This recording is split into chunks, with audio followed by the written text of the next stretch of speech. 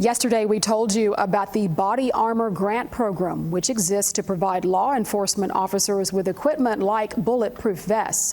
Tonight, we have more about the program and how it's impacting police forces across the state.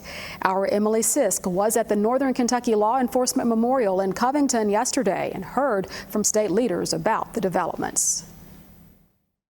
I'm proud to announce, as of today, that we have approved nearly 2,000 items of body armor vests. That was the news from Kentucky Attorney General Russell Coleman. Access to protective equipment was made possible by the Body Armor Grant Program, which was created last year after the Kentucky General Assembly provided $15 million. State leaders and regional law enforcement gathered in Covington to celebrate the announcement. Senator Chris McDaniel, who represents Northern Kentucky and chairs the Appropriations Committee, spoke about the mission behind the program.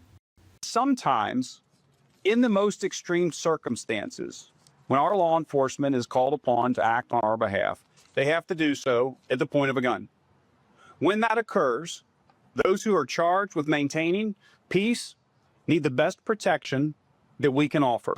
In Northern Kentucky, 19 law enforcement agencies have been approved for body armor throughout Boone, Kenton, and Campbell counties.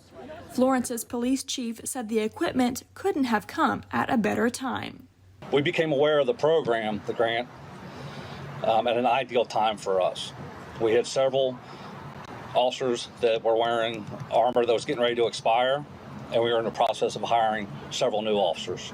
Attorney General Coleman said last year, 20% of Kentucky's law enforcement officers were either not wearing a vest or were wearing one that was expired. Bulletproof vests become expired about every 5 years. That was when the Attorney General saw the need for the grant program.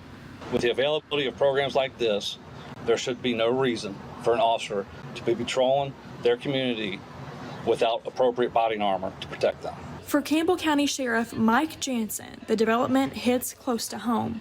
His brother, Anthony Jansen, was killed in the line of duty more than 40 years ago. He was only 25.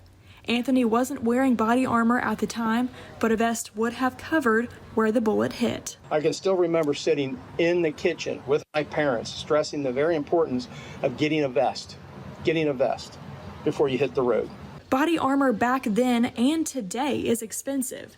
Today, each vest costs about $800.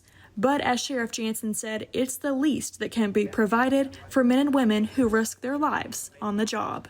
All deputies and officers deserve the ability to serve knowing that they return home safely to their loved ones after each shift. That's priority one, guys. Priority one.